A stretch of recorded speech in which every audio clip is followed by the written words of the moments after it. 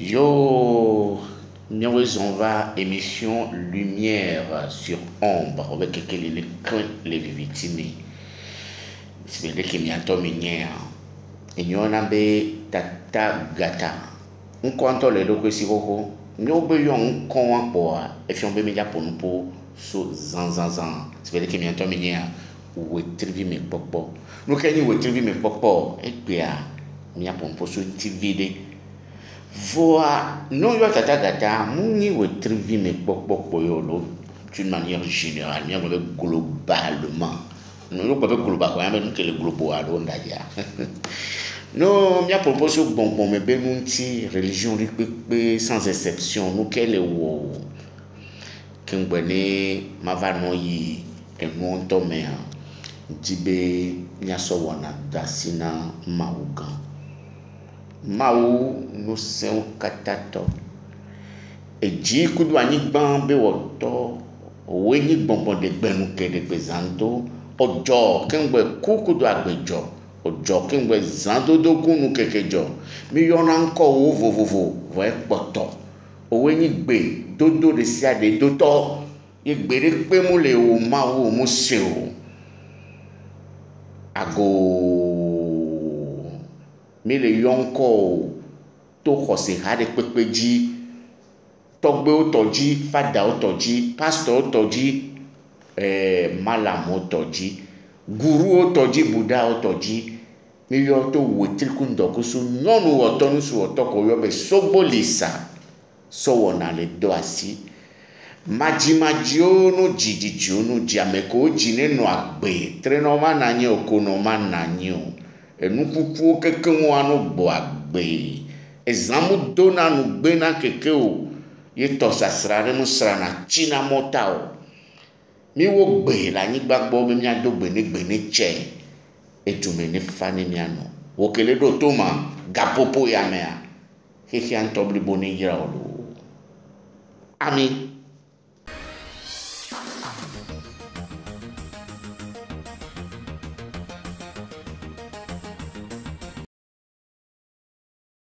Sibele ke mu le gblɔ̃a wetrivi me kpɔkpɔ nu ke nye wetrivi me kpɔkpɔ agbetɔ ɖe sia ɖea no so mawu me gbɔna axɔ agbe le nɔ ba dɔmea nu ɖe ŋuti ye mawu dɔna mi ɖo agbea me ɖo agbea kekeli ye lo enua tso le yɔ be etsɔa lumière c'est la vie va ko gbɔna gbegboa mea mawu dɔn ɖo ɖo agbegboa me si gbe ɖeke ye wo la te nyi sukuluvi alo capitaine alo maçon donc akpɔe ɖea edɔ ke gbe mi to le agbea mea ye be nue nɔna mia ŋuti o ma te ŋu dɔn viwo ɖo ɖa sukuluvɔa ave dzi ŋkɛ ne o ma to ku bureau ne o ta mu nyo wa sukulu ɖe be le yi wã mi mu nyo kpɔa wo ŋutɔ ke le ɖo to ma ke le kpɔ ma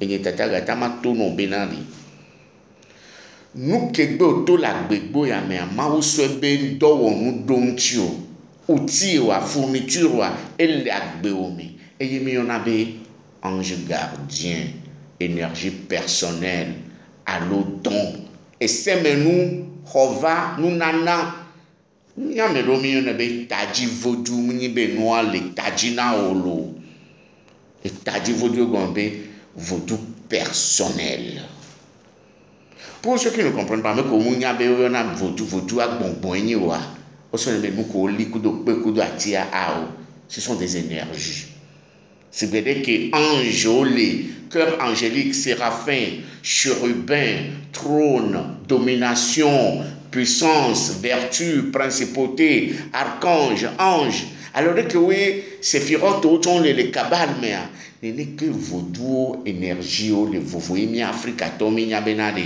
e ya joso ya me joso ba keke anto mari tepe ni sibede ko gbo be la croix atisoga la croix ezo esi aya anigba les quatre éléments Odola joso de kade me koko. Voa agbeton to ke joa enu de kayi veni no ameton. De ka me de kanyi agbeton ni de ka va nya meton do. Ko telefono bonbon yo ni, luvon yo ni, ntina yo ni. Nemi so ezo vivia, ezo be wetrivioa. Kaflazi André, yo ni zoba mea. No ni lion a. Ola po enu ya leome. Lion a, ola po bélier, sagittaire. Omana vo.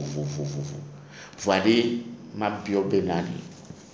Nukentie akbeto. Do la po wetrivime. La jesiye do kodo ma.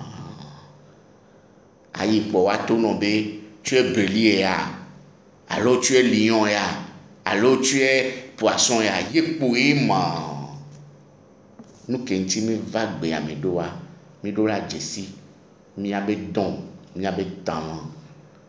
Ameke munya nous ke joku de wa, et les on si ben kuvi bangbano arredalaye, arrelapui, arrepui avec bedomelo, vegbe yeni arrepuame, et gonbe solitude. Ola le kakaso le ati owo bobo mudio. Odogbera mu chena o. Robe omunya le ko la dogbera o. Selon le ko jorwa omunye o. Donc a retrouvé me pokwa enyi be ban o la jesi esprit o. Les esprits sont nos dons. Nous nana oni. Et donc yo hova o. Meke o la ten de la gbeme be la nyon. Ye nu kenti o nu mudino. Egbe yo la dorora alo de yo la po. Chochi ke jokudo ke sokudo. Robe la gbe ya mea. E do wo ve ile. E do wo du le travail. Gagne pain toli. E do ke ye ma uno le bonbon me. Robe mi a do me tori pepe ni bonbon me. Owo ke le suivre ma. Nga grombe ye mni amisi amina alo un. Ko be dio kwa o chan o don spirituel ne o mu décide don wa. Tu t'amènes à l'enfer si l'enfer résiste. Ah, en wancha miso. O le is tontrome. Donc la siwa o do la nye la zin. Aso comme maou ben konti. Nya ke le blanc mu kan hose hake molo. Tu peux être musulman, hindou, bouddhiste. Tu peux être chrétien, catholique ou protestant, peu importe. Peu importe. Va don de la sio. Nous nana de la sio. Tadi voodoo wa. Muni sikpo la kule na o. Akore na o. Va agbenono de. E dron yo kuna. Alo oho doyoyo va. Ndeja jore meka onyi le mi abe po meme o. Ye e dole lekeye. Les susceptibles latin le robe les mille pour trouver mais minyana be oya edoya la valeu e vike wo la jini se me vio e video la no vio mi la va ni mu okwa donc no munya gbedodoro o munya invocation o munya de ko pona mlawo wa étoile wala no chi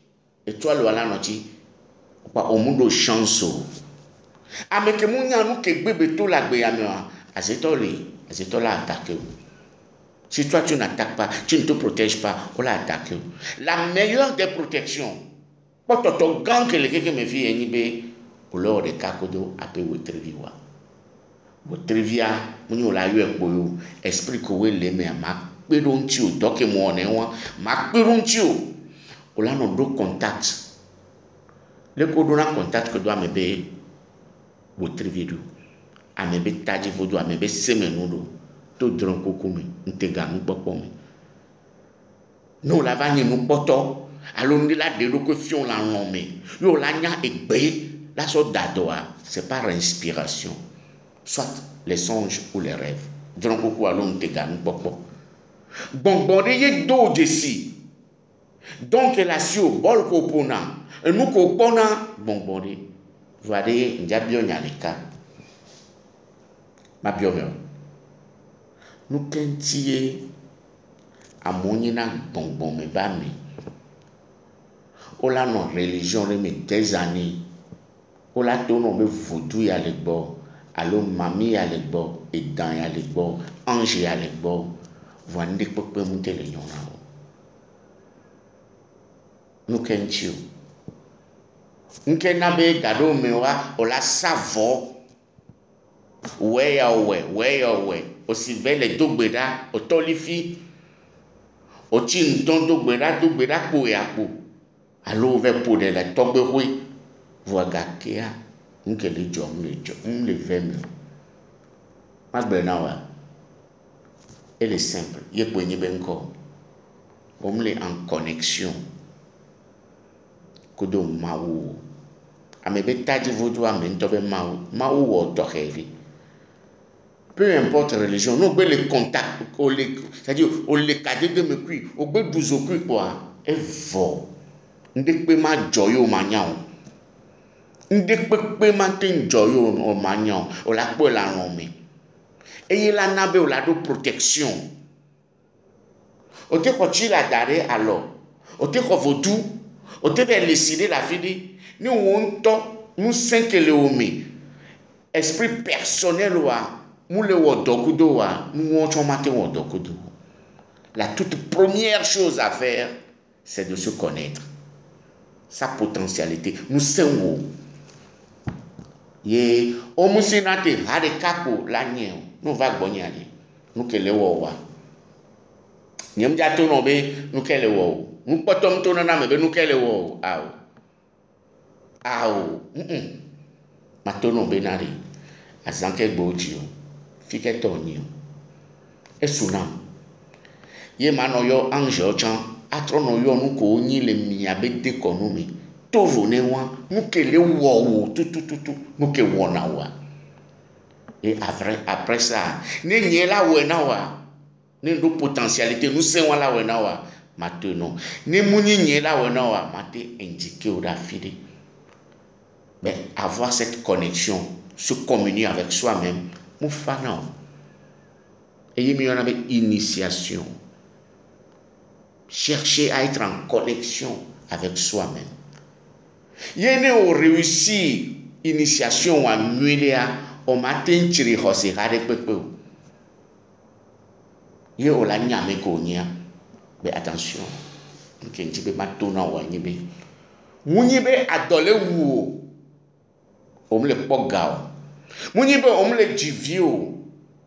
Munyibe ekbe omuje na metoji yentia o vabe solution on la bo oui on la te kwe wancha et les ans voix intention que y a gbe todo la so be ya ji e lokwe ya nyanu ke nyenyi be ya o rekaku e be mawo le reste viendra opo be nu ke nana o gbona be mi ave afan cha mu gbe ori afan c'est traditionnel vaudou. C'est pas mauvais, mais nous kenchi over le roi fando. Asiban wa mu le nyon. Allo mwena. Omle jivio, omle poson le dio.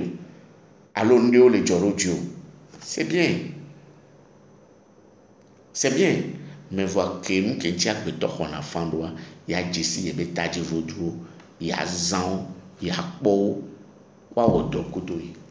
Nous kenchi oni Kristo todo. Omnina Christo to yo mu duzo kodo Christo. No mu duzo Christo adeko la ke la zon kodo. Le Christ devient toi-même et tu deviens le Christ. C'est le but visé en étant chrétien. Le christianisme est initiatique. Nous avons que comme que nous comme communion que nous avons c'est de s'unir avec le Christ et le sentir en soi. Christ chacun a son Christ, une étoile en soi. Nous te blâmons les gens. Et Christ est mystère. Donc à meke ko Christ et quand Dieu va à tout côté moi nyam de englobé.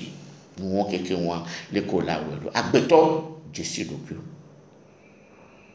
C'est le but Jésus docu. Amedoku si maje nana be a reponami. Ndekpepe ko wa machena o ndekpepe amedoku si maje nana be aze do na mpona me azele mina ba pompo so no wonti amedo krisi maje nana be agbeto be gbemu je na metoju ko mu je si do kwe wade loko la jison ko la tin de ado me ko kwi mi la tin no nwere do e doko la tin wo la tin no ame gomea c'est ça le problème ami do le o matin no ame gomea donc et nous me jaba no blon le miabe émission ami no va mi agbo ade ne mi po we trivi me na wa ben on le vo mi ona va que non ave veri na me ni be mana o la nyame ko ni o la teno do contact ko do on to pas esprit o le homi ça ne demande pas grand chose pas du tout et ni on avait tatagata ni jesi mba yi nyegbe e ve go ni be na de et nous kele wo sur le plan spirituel et nous le disane la menawa ni aji be na de kaflazi andrelo o konura ni gbanu ya on te jagoa nous va maintenant on te le descend et kafla bonbon que le bo ade et descend ame ko be ade yo ku do memu le vivi wade ame an ke le boru le ko biona meta le bonbon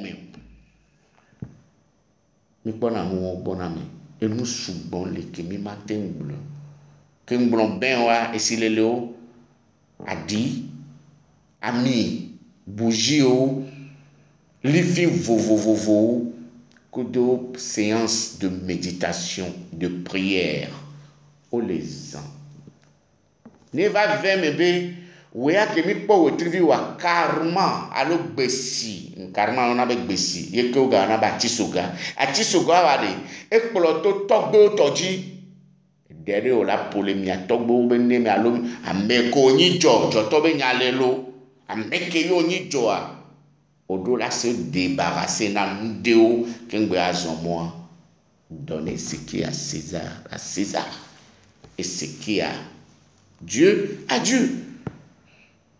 L'esprit existe et le corps existe. Il n'y a jamais alpha sans oméga, jamais oméga sans alpha. Il faut avoir l'équilibre, l'hexagramme sacré.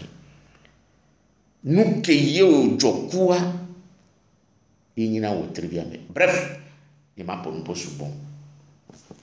Il a nomba wa, mayo na we, Philippe Pekolea, au lango 00228 90 14 80 42 00228 90 14 80 42. Allô 00228, puisque nous sommes au Togo, 90 29, j'ai dit bien 90 29 92 26. C'est le deuxième numéro. Nous avons mis le fond là, comme il y a date de rendez-vous, gakememi honami. Et nous qui galevez vénénibé, mais là t'es consulté de loin par WhatsApp. Tu vas écouter ma voix directe et mais là pour nous pour nous quelqu'un le hôtel le voter mais là ouais et mais on a et donc par distance on a besoin forcément mais à vamiagbo les lomé les filles au kele dotoma à quoi pour belle lumière sur ombra et djegome miawe là ouais kumi miabe proposition ou miabe inquiétude ou nous que we mu sogbe wa mi la tena mianya et ne va vers mais là non débat mudo gbena hosihare pepe nyem chiri amede lo amede aya popopo na mede nya be joso profika yobelo mudo gbena mi to esike mi nu na ji agbetore gbena si o ne mu kwile we la kwinu esime mi no yo jimi nya no na si o no nu le do enu mu ke na agbeto gbena zonu owo lo ezoleji la nyigba be tumenu le do ya agbetore pepe mchi na po fla na nyigba meke tipo fla anyigba mu lo hevi mu zoro na gbe na jejo anyigba be nyai ebe ye mu do na ko ne nga nyi zogbecha amagbe miona tata gata be do gbena edu ablibo gado me la va nanya mi va do yo gbe to mi nye sese lo voa gbongbon ko de modo ba ma grombe mi aga dogo prochaine émission uda pe na mi ado méthode si ade nous de pe émission be mi awa mawuwa edu agbe omi koko ke ngbo ojo wa site yire yo amede mettre ne tamono evo to la nyolo ocho amayama era chelo amen.